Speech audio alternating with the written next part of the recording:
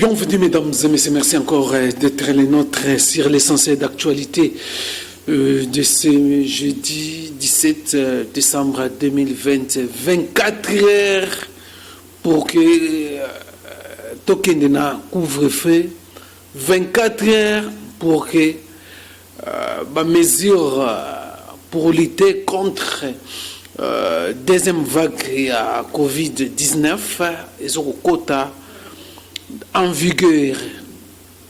Les Congolais, Bazolo-Banini, est-ce que cette fois-ci, la mesure où il bazui et qu'on la respecter, est-ce que la mesure bazui et qu'on la donc l'année lango et que ça l'a suivi, suivi pour que pour éviter deuxième fléau et vague il y a Covid-19. Est-ce que les Congolais sont d'accord na yango? Tokolité pour barrer ou soit pour barrer la route, il y a propagation, il y a Covid-19. Na ba mesure ba pesi ou na zoloba couvre-feu de 21h à 5h. Pas des activités ou activités publiques. Fête ezate, cérémonie ndenge zalaki na ba mort eza susute suspendre ba boyi yango. Couvre-feu et continue makambo na ndenge nini batu lelo eza kolobisa batu. Bakino balobi coronavirus virus wana ezaka na 21h ti 5h. Pourquoi couvre-feu continue parmi les mesures prises pour éviter la propagation, il y a deuxième vague, il y a coronavirus. C'est ça, place les épées, ça problème. Place les épées, ça problème. Il y a couvre-feu comme ça la ligne. Et ça, langage codé par rapport à la situation sécuritaire qu'on a vu sur les traversées. Est-ce que Mbok est dans une situation, il y a sécurité, insécurité dans le cas de Mbok qu'on a vu pour décréter couvre-feu pendant Covid-19, est-ce que couvre-feu n'est aussi sa propagation où il y a qu'on s'épargner et qu'on épargne les Congolais, propager, maladie on les a propagé. Ils ont mis tout dans 24 heures. Déjà l'application, il y a respect, il y a distanciation physique, il y a regroupement plus de 10 personnes interdit, festivité, marche publique, donc pekisi yango. Maintenant, pour le marché central, marché comme Zando, où il contenant des milliers de personnes. Tu vas ça la wins. Mesure ni basu. Par rapport à conditions sociales en Mboka. Il y a un côté Zando, on a touché cette fois-ci. Et ça va réfléchir ensemble sur la problématique, sur la question. Il y a des Kinois, toujours des Kinois, parce que tout ça, dans la Kini, tu as la réalité à Kini, tu as ce qui se passe à Kinshasa. Surtout dans ma nouvelle mesure pour lutter contre la propagation, il y a deuxième vague à Covid-19. Couvre-feu comme ça la nini. Mbok est l'insécurité, tout ça l'insécurité. Dernièrement, nous avons suivi comment service de sécurité a constaté multiplication, il y a des tractés mentaux, multiplication de tamaboma dans la ville de Kinshasa. Surtout à partir de 18h, 16h,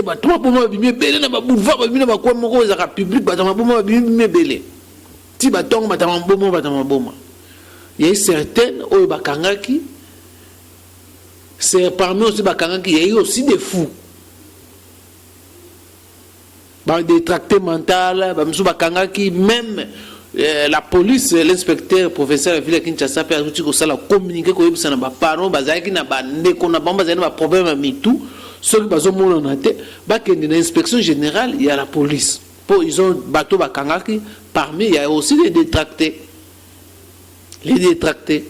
Donc, voilà la raison pour laquelle on sent comme si vraiment l'insécurité aussi ils ont un message codé pour peut-être pour ne pas frustrer la population congolaise dans une situation peut-être où ils ont les canambo na biso où ils ont l'ingé salama na mboka na biso to landaki pour vous dire que non ce dont on revient si to ko revenir moi que total qui ba rencontre avec Tshisekedi na ba au commandant au officier mboka na biso comment moralisation bandako salama. Donc on suppose que il y a quelque chose qui s'est préparé ou qui se prépare jusqu'à présent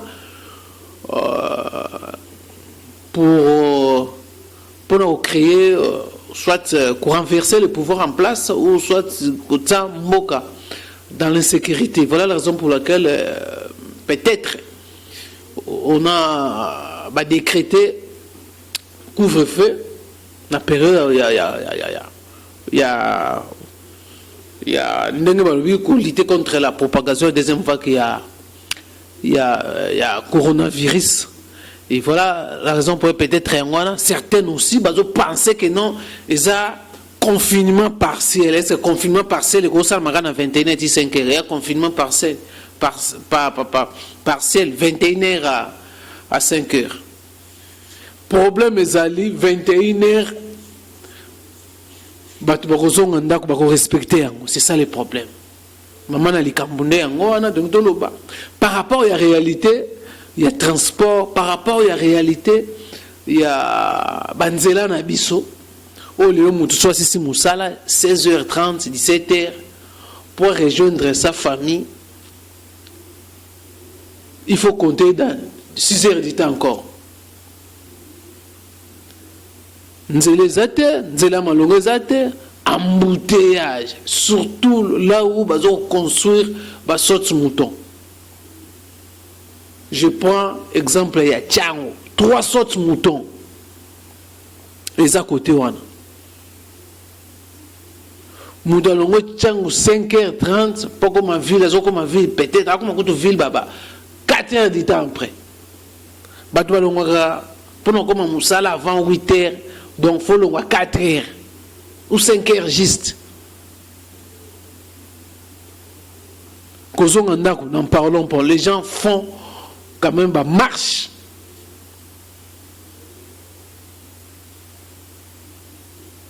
Est-ce que tu vas respecter les Quinois?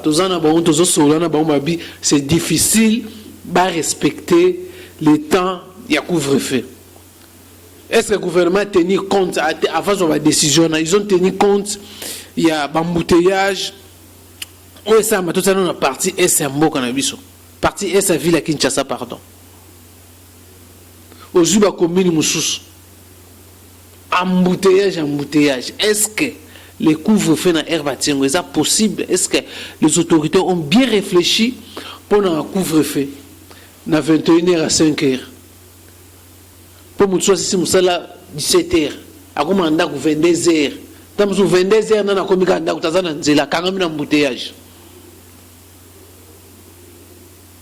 Donc voilà place congolais à côté mesure fait des alatés fait des athées bien que nous soit bon fait jour manque pour fait festivité Noël il y a nouvelle là on a vraiment exigeanté par rapport au yaba mesure on a maintenant les problèmes ils ont niveau de couvre-feu ils ont posé question ils ont posé problème dans ba congolais au moins ça va calculer le trésor en dako RNC que la police a au kangabiso nyonso la police a au kangabatu nyonso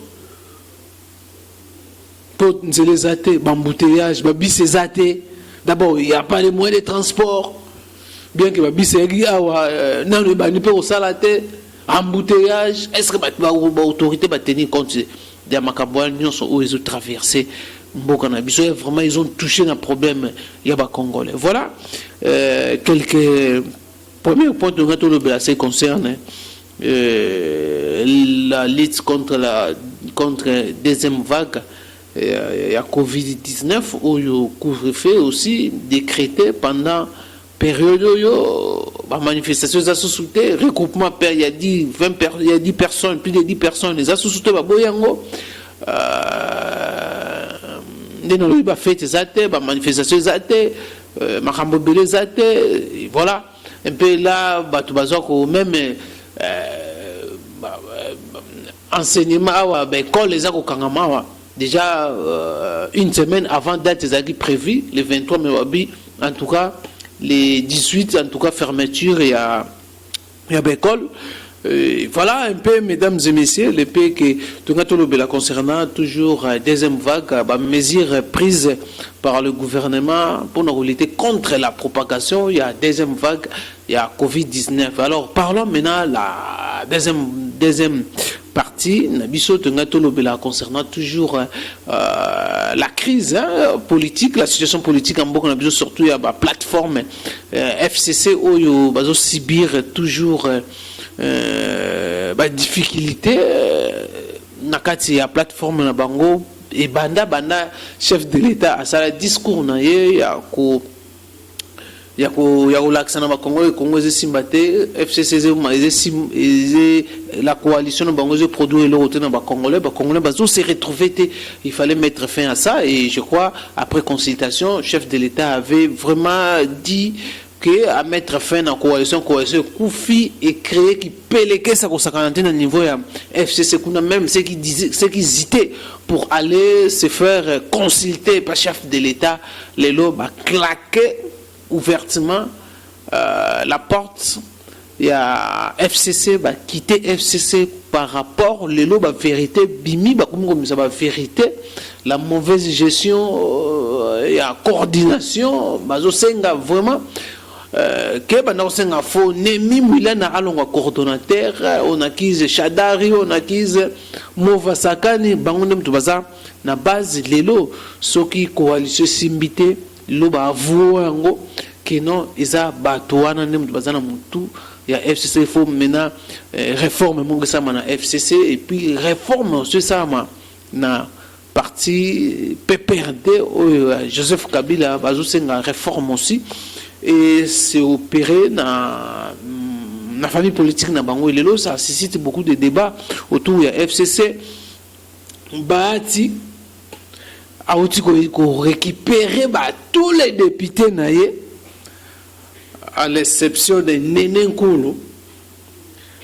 Nkulu Steve Mbikai na ba Cyprien na bango batikali na FCC pour la bombe à la FCC mais la majorité à députés il y a AFDC à bâti le coup pour bango nyonso ba rejoindre bâti le coup ba senge pardon aller mais ça bango na ba o nyonso ba salaki ils ont compris que et le ça soutient la FCC le discours à chef de l'état ils a qui discours morotoloba comme il moi promettait qui il y a ko déboulonner système donc système est déboulonné système niveau ça kokende là l'histoire il y a République démocratique du Congo ils ont changé peut-être toujours un changement il y a système ils ont longwa toujours quand on a système sous oyo les Congolais bazo senga na fait c'est qu'il faut vraiment imposer sur bateau nyonso baye pembeni na ye il faut vraiment occasion pour naïe à imposer sa vision politique il y a imposer sa façon il y a fonctionnement il y a mboka ndenge zolingesa et tamboma surtout et rencontrer les attentes il y a peuple congolais par rapport il y a gestion il y a choses publiques où Congolais nous sommes pour ça à se retrouver Congolais nous sommes en facilité il y a vie sociale même à la facilité il y a soi-même il y a colia voilà la raison pour laquelle la majorité de la population congolaise ont appuyé toujours le chef de l'État par rapport au système où ils ont mutation na ndenge tozo vivre kaka ndenge za kokende la réalité za bongo awa ba ta récupérer il y a eu vague encore il y a ba député ba rejoindre les mêmes camps FCC kuna zo ko poazo ko bazo sala bon pression au batikali kuna faut départ ya Nemi Mwilana fakende boshap ba mova sakani ba kasiko wana vraiment to ebi wana o bazo traiter bango il donnait pas vraiment le pouvoir ou il donnait pas vraiment l'importance na ba cadre ou na ba militant o bandeko ba militaire FCC bato bandeko militer pour FCC ba avantage bandeko na ba camarades na ba famille na bango na ba ndeko na bango mais on négligeait bah militaires na bango soit bah membres à FCC même il y a PPRD. Voilà la raison pour laquelle face à cette mauvaise gestion il y a coordination FCC faut Némia Longwa malgré bah monsieur Balobi que non Joseph Kabila avant voyage dans voyage il a assis il a essayé un peu de mettre un comité de crise pour nous mais comment est-ce qu'on réorganiser encore FCC mais au moment où c'est difficile et quand on a une compréhension dans ma classe au bazo senga départ il y a Nemi Mwilana ba mova sakani ba shada ba lingo mona bango susute likolo na en tête ya FCC na PPRD donc bazana posa na bango susute bazana posa une nouvelle configuration na kata plateforme na bango. Voilà la raison pour laquelle la pression continue plateforme est vraiment en faillite bazana vraiment donc tout le monde est bazana vraiment na dépression.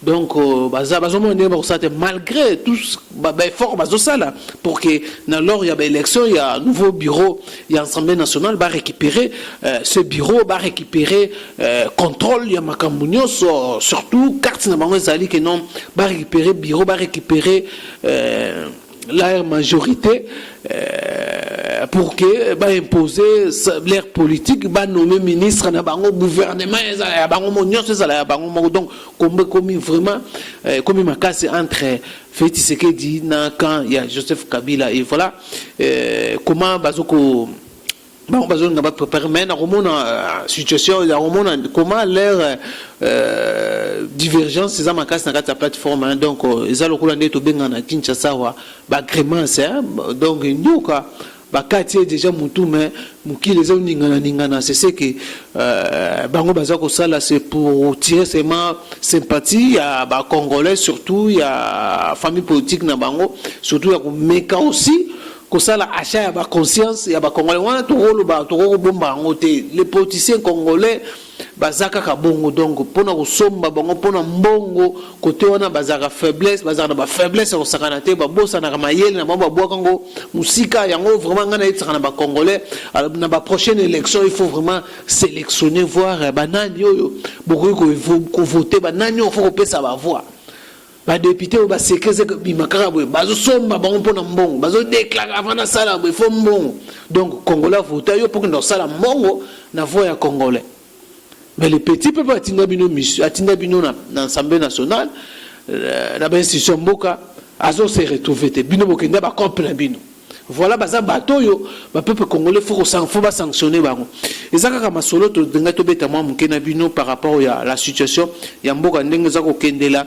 Affaire to nga to bela mwa muke aussi concernant Tambwe Mwamba, alors il y a discours, il y a clôture, il y a fait, il y a session, il y a national kuna ou alobi que non, ceux qui va déposer les motions pour destituer le président de l'Assemblée nationale, il va démissionner. Ceux qui motion c'est à démissionner. Mais les informations circulent déjà. Voilà l'homme au hasard malin. Il a déjà négocié avec certains sénateurs à leur proposant un montant colossal pour que ça les pétitions. Pour que pétition oh bazo salon ba détourner on bateau ba signer déjà pétition ba retirer ba signature na bon montant colossal oyo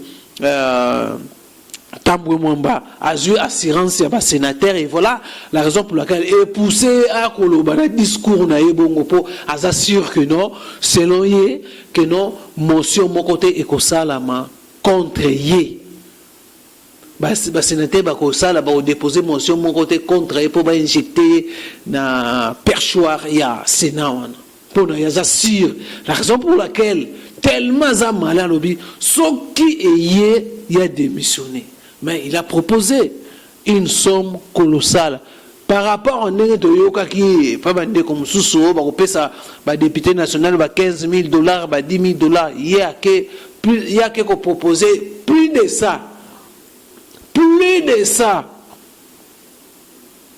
même 5 fois plus il y a un montant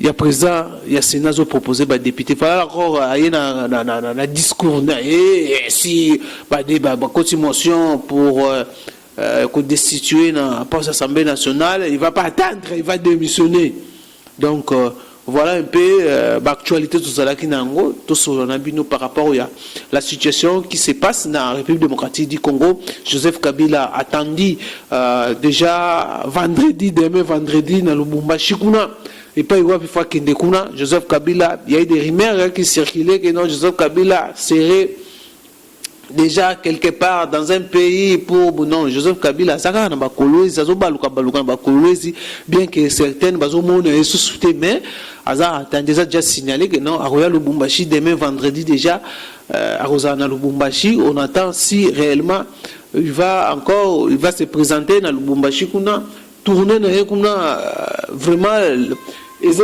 banate ceux qui tournent et kozala dire quoi tournant ezala nini tourner ngo ça là côté est que nous avons nini est-ce que ba autoriser est-ce que Joseph Kabila azana plan mususu contre la République démocratique du Congo où isa kaka amoni FCC zoko koma coquille vide yango amoni que non azalane libanda ya ville à Kinshasa aboyi ko participer na ba aboyi koyoka soit komona ce qui se passe dans sa famille politique par rapport à ndenge système oyo yazo sentir système comme système donc ou soit la plateforme naie comme ko subir ba souffrance comme ko subir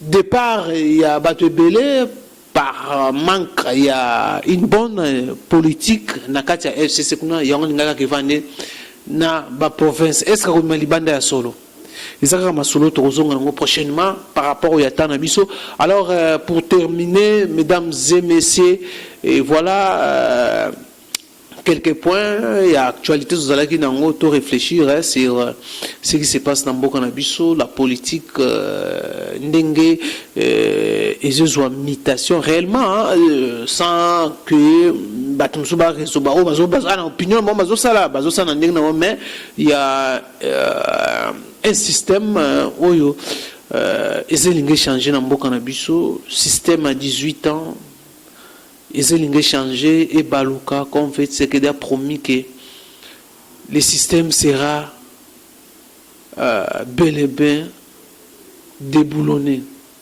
Donc fait ce que de la machine en marche continue à déboulonner la situation. Question est qui comment fait ce qu'il va gérer tous ces kasi konyon so ya PPRD ba uti na ngambo wana ba e na ngambo na ye on dit que bien qu'il y a certaines oyo baza aussi parmi bazana ba dossier noir ya Mboka na biso mais ba on so baye derrière fait ce que va sortir comment fait ce que va faire quoi nous savons que la politique wana toujours bayango il y a que les intérêts c'est que d'abord bien que fait que d'abord il faut qu'on fouine mais les intérêts d'abord à quel procédé non il a changer makambo a mais qu'on imposer aussi sa vision sa politique sa nouvelle vision politique na bambulo zakoya mais côté poto souki ça le premier ministre refuse toujours de déposer sa démission et Nkamba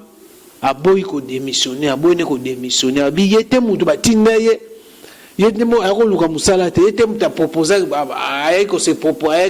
que ça la proposition de la première ministre.